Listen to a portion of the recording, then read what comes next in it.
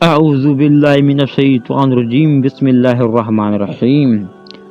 حضرت عبادہ رضی اللہ تعالیٰ عنہ کہتے ہیں کہ ایک مرتبہ حضور اکرم صلی اللہ علیہ وآلہ وسلم نے رمضان المبارک کے قریب ارشاد فرمایا کہ رمضان کا مہینہ آ گیا ہے جو بڑی برکت والا ہے۔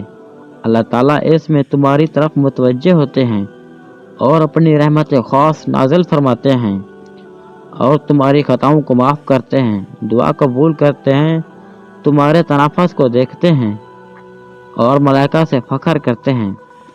پس اللہ تعالیٰ کو اپنی نیکی دکھاؤ۔ بد نصیب ہے وہ لوگ جو اس مہینے میں اللہ تعالیٰ کی رحمت حاصل نہیں کرتے۔ نبی کریم صلی اللہ علیہ وآلہ وسلم کا ارشاد ہے کہ رمضان المبارک کی ہر شب روز میں اللہ تعالیٰ کے ہاں سے جہنم کے قیدی چھوڑے جاتے ہیں، اور ہر مسلمان کے لیے ہر شب روز میں ایک دعا ضرور قبول ہوتی ہے۔ اسی روایت میں روزہ دار کی دعا کا قبول ہونا وارد ہوا ہے۔ بعض روایت میں آتا ہے کہ افطار کے وقت روزہ دار کی دعا قبول ہوتی ہے، مگر ہم لوگ اس وقت کھانے پر اس طرح گرتے ہیں کہ دعا مانگنے کی فرصت بھی نہیں ملتی۔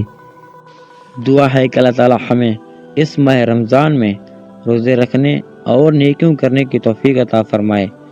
اگر آپ ہمارے چینل پر نئے ہیں تو چینل کرتے ہیں سبسکرائب، اور مزید ایسی ویڈیو دیکھنے کے لیے بیل آئیکن کو آن کر دیجیے۔